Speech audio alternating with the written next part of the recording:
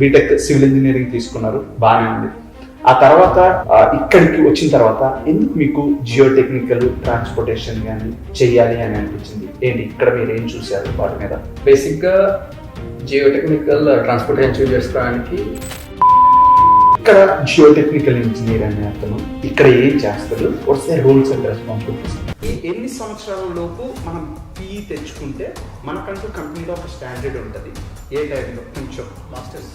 Hello guys, మన భవనమ్స్ పాడ్కాస్ట్లో కంప్లీట్గా సివిల్ రిలేటెడ్గా పాడ్కాస్ట్ చేస్తున్న విషయం మీ అందరికీ తెలిసిందే. అయితే ఒక పాడ్కాస్ట్ కంప్లీట్గా అంటే స్టార్టింగ్ నుంచి ఎండింగ్ వరకు చేస్తుంటే 1 hour అలా డ్యూరేషన్ వచ్చేస్తుంది. సో మేము ఏం చేస్తున్నాం అంటే ఈ కంప్లీట్ 1 hour పాడ్కాస్ట్లో బెస్ట్ ఆఫ్ క్లిప్స్ని ఒక వీడియోగా కన్వర్ట్ చేసి, అంటే అందులో ఇంపార్టెంట్ టాపిక్స్ ఏమైతే ఉన్నాయో అవన్నీ కలిపి మర్చ్ చేసి ఒక చిన్న వీడియోగా కన్వర్ట్ చేసి మళ్ళీ మన భవనమ్స్ పాడ్కాస్ట్లో అప్లోడ్ చేస్తాం. సో ఇది మీకు యూస్ఫుల్ అవుతుంది అనుకుంటున్నాను.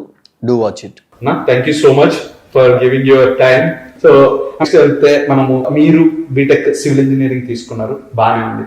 ఆ తర్వాత ఇక్కడికి వచ్చిన తర్వాత ఎందుకు మీకు జియో టెక్నికల్ ట్రాన్స్పోర్టేషన్ కానీ చెయ్యాలి అని అనిపించింది? ఏంటి ఇక్కడ మీరు ఏం చూసారు వాటి మీద?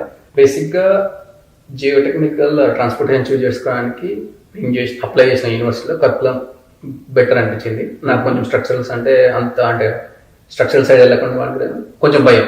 అంటే ఫస్ట్ టైం వస్తున్నాం, మనకి ఇక్కడ ఏం తెలుసు. అప్పుడు యూనిట్స్ కూడా బేసిక్ గా స్ట్రక్చరల్ కి ఇండియాకి ఇక్కడికి పెద్ద డిఫరెన్స్ ఉంటుంది. జియో టెక్నికల్ అంటే బేసిక్ గా soil transportation, maybe it related two soil, but like you have something you can learn in the softwares. So అదొకటి నేను బేసిక్ గా చూస్ చేసుకోవడానికి జియో టెక్నికల్ ట్రాన్స్పోర్టేషన్ చూస్ చేసుకోవడానికి. ఓకే ఇది మిమ్మల్ని అడిగే రైట్ క్వశ్చన్ కాదో తెలియదు కానీ, ఎందుకంటే ఇట్ ఆల్మోస్ట్ లైక్ 11 years అయిపోయింది వచ్చి కూడా. సో ఇప్పుడు ఇండియాలో ఎడ్యుకేషన్ మీరు బ్యాచిలర్స్ చదివినప్పుడు ఎలా ఉంది, సో ఇక్కడికి వచ్చి మాస్టర్స్ చేసినప్పుడు డిఫరెన్స్ ఎలా అనిపించింది? ప్రొఫెసర్స్ తో కానీ లేకపోతే కైండ్ ఆఫ్ కానీ? ఇండియాలో నేనేం చెప్తా అంటే ప్రొఫెసర్స్ టీచ్ చేస్తారు, నువ్వు బుక్ లో చదువుతావు, ఎగ్జామ్ లో మ్యాక్సిమం బుక్ లోనే వేస్తారు.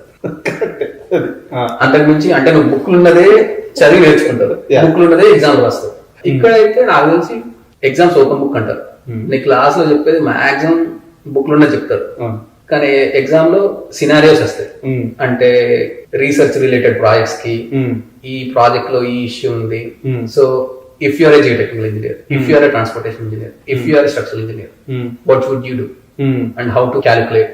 అంటే మీరు ఎలా క్యాలిక్యులేట్ చేస్తారు, దానికి సొల్యూషన్ ఏంటి, అంటే యాజ్ అ స్టూడెంట్ గా నువ్వు ఎలా దాన్ని అప్రోచ్ అవుతావు. అట్లీస్ట్ నువ్వు దాన్ని సాల్వ్ చేస్తావా అంత అవసరం లేదు, యాజ్ అ స్టూడెంట్ గా నువ్వు ఎలా అప్రోచ్ అవుతావు.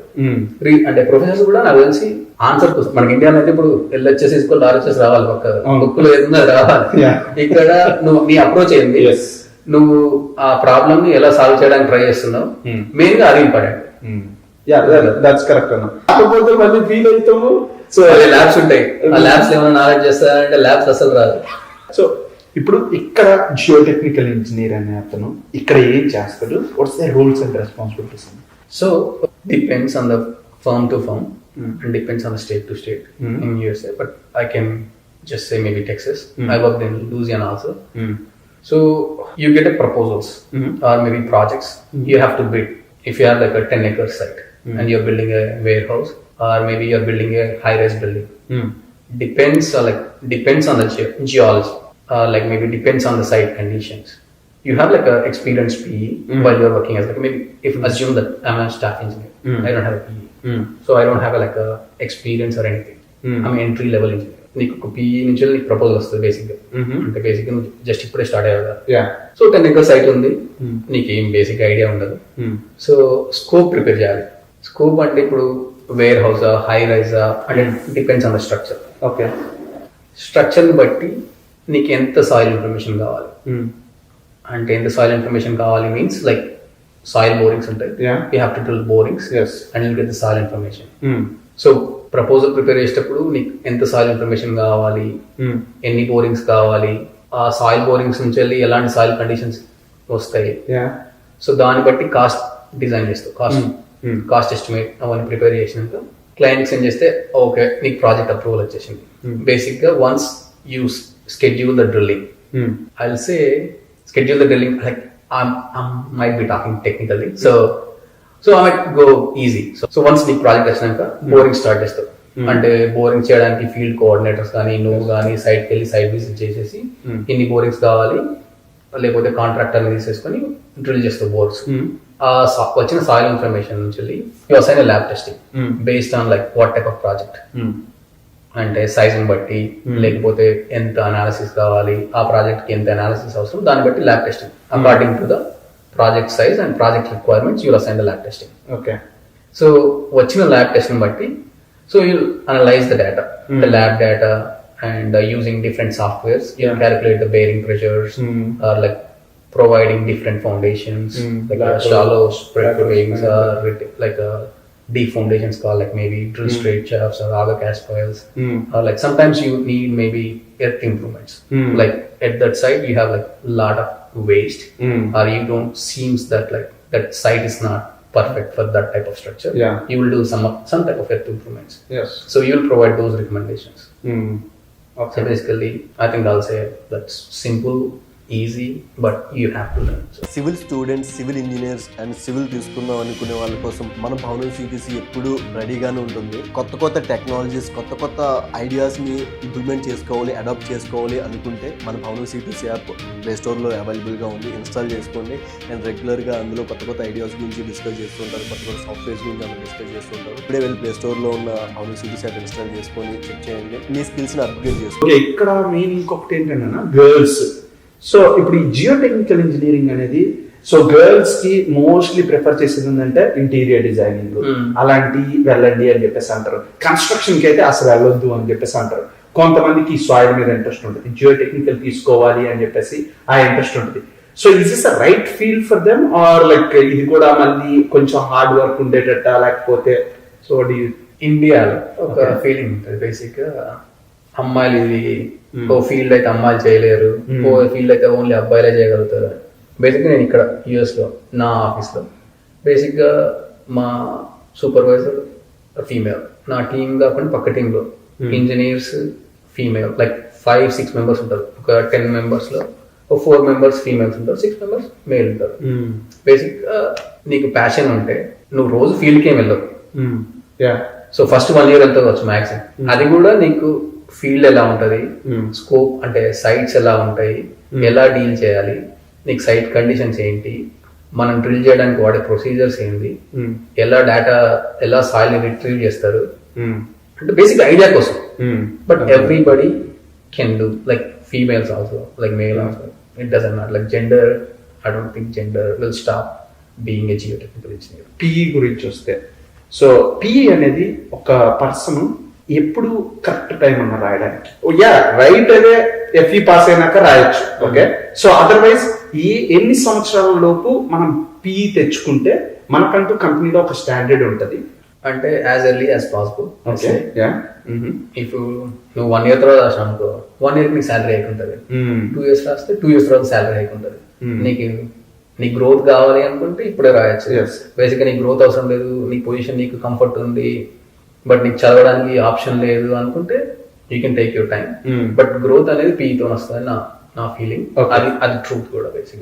ఓకే, సో ఇప్పుడు కంపెనీ హైర్ చేసుకోవడానికి ఎఫ్ఈని ఏ టర్మ్స్ లో చూస్తుందన్నా? సో నీకు ఎఫ్ఈ ఉంటే తీసుకుంటా అంటే ఏంటి, మీరు ఆ ఎఫ్ఈ ఉన్న క్యాండిడేట్ మీద ఎలా చూస్తారు అతన్ని? ఎఫ్ఈ ఎందుకు చూస్తారంటే బేసిక్గా నీకు ఎఫ్ఈ ఉందనుకో, అదే కంపెనీలో వర్క్ చేసిన అనుకో, you will be a professional engineer like once you pass the PE. Yeah, that's correct. So the company will grow with you. And you will grow with the company. So you can seal or sign the documents. So it will be useful for the company. So that's our main reason. Choose a person having a FE. And also they felt that is having a strong fundamental knowledge also. ఇక్కడ ఒక fresher కి salary range అనేది ఎలా ఉంది? Depends on the state to state. Yes, that is the main important thing. And depends on the field. Like if I want to talk about geotech, maybe fresher like up to 0 to 5 years, maybe 70 to 85. Okay. అంటే నీకు PhD ఉంటే మళ్ళీ మారుతుంది ఆ range. Okay, అంటే masters చెప్తున్నా. 70 to 85. Okay, 70 అంటే we could expect 5,000 per month. And 4 lakhs. Per month. 5 or 6. 5 or 6. 4 lakhs per month.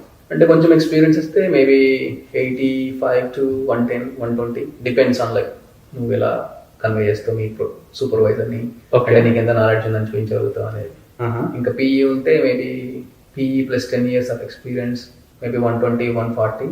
Okay just if you want to work on నీ ప్రాజెక్ట్స్ నువ్వే వర్క్ చేస్తా, ఇంకా కొంచెం మేనేజ్మెంట్ రోల్కి వెళ్తే ఇంకొంచెం ఎక్కువ ఉంటుంది బేసిక్గా, Okay. 150 ప్లస్ అట్లా. సో ఇప్పుడు మీ లాస్ట్ క్వశ్చన్, ఏ సాఫ్ట్వేర్స్ మీరు యూజ్ చేస్తారు అన్న, ఏ టెస్ట్లు యూజ్ చేస్తారు, ఏ సాఫ్ట్వేర్స్ యూజ్ చేస్తారు? సో జియోటెక్కి సాఫ్ట్వేర్స్ అంటే గెంట్ అని ఉంటుంది బేసిక్గా మా కంపెనీ వాడేది. ఇంకా చాలా సాఫ్ట్వేర్స్ ఉంటాయి, ప్లాక్సిస్ ఉంటుంది, ఎల్పైల్ అనాలిసిస్, సెటిల్మెంట్ అనాలిసిస్ కి యూనిసెటిల్, సెటిల్ 3D, రిటైనింగ్ వాల్స్ కి స్లోప్ స్టెబిలిటీ కి slide 2 or CW. Okay There are like multiple softwares, but these are the softwares which are more important as a Gantt, slide, and unisettle, settle 3D, Plaxis. Plaxis is the main actually. People are getting into that Plaxis more now. It's like a finite element method. Finite element, yeah. Okay, got it. So and what type of టెస్ట్లు మీరు general గా చేసే టెస్ట్లు ఏముంటాయి? Lab test అంట.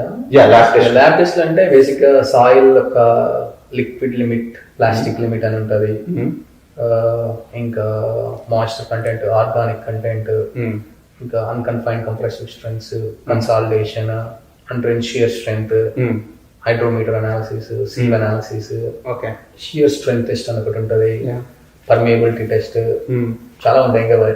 Mostly మనం BTech లో చదువుకునే అన్ని చేస్తాం.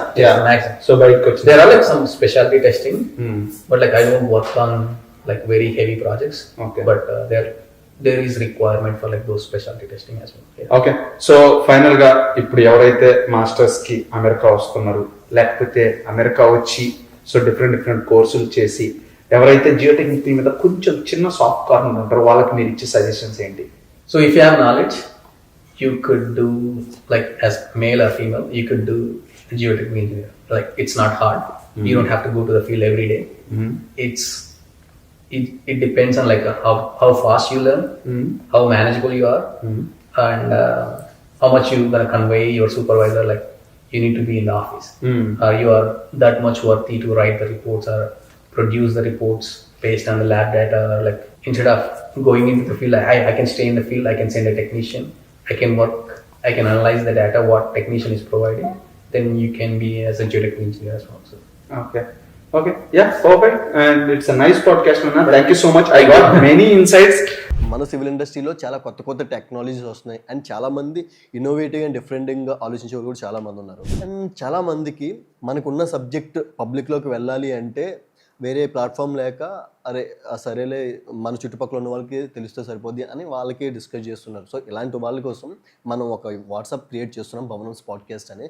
సో ఈ వాట్సాప్లో ఈ కింద నెంబర్ ప్రొవైడ్ చేస్తున్నాం. ఈ వాట్సాప్లోకి వచ్చి మీరు జాయిన్ అవ్వండి. మన కమ్యూనిటీలా కలిసి మీ దగ్గర అంటే మీరు సివిల్ ఇంజనీర్ అయితే మీకున్న థాట్స్ ఆ గ్రూప్లో షేర్ చేయడం, అండ్ ఇలా మొత్తం మన తెలుగు స్టేట్సే కాకుండా కంప్లీట్ సివిల్ ఇంజనీర్స్ ఎవరున్నారో ఈ వాట్సాప్ గ్రూప్లో జాయిన్ అయ్యి మన కమ్యూనిటీని బిల్డ్ చేసుకోవడంతో పాటు ఇంకా ఏమన్నా కొత్త టెక్నాలజీస్ ఏమైనా వచ్చినా ఈ గ్రూప్లో షేర్ చేసుకోవడం, అండ్ ఎవరన్నా ఇన్నోవేటివ్గా ఆలోచించి ఈ కాన్సెప్ట్ మీద చేయొచ్చు అండ్ ఈ కాన్సెప్ట్ మీద చేస్తే ఇంకా చాలా పబ్లిక్ రీచ్ ఉంటుంది అనిపిస్తే కనుక అలాంటి సబ్జెక్ట్ కూడా ఇది చేయండి అని గ్రూప్లో పోస్ట్ చేస్తే దాని గురించి మనం రీసెర్చ్ చేసి కొత్త వీడియోస్ చేయడంతో పాటు యూజ్ఫుల్ అయ్యేలా ఉంటుంది. సో మీరు కూడా ఈ వాట్సాప్ గ్రూప్లో జాయిన్ అయ్యి భవనమ్స్ పాడ్కాస్ట్ మీరు కూడా వన్ ఆఫ్ ద మెంబర్ అవ్వండి. సో మన ఈ కమ్యూనిటీ స్ట్రాంగ్ చేద్దాం.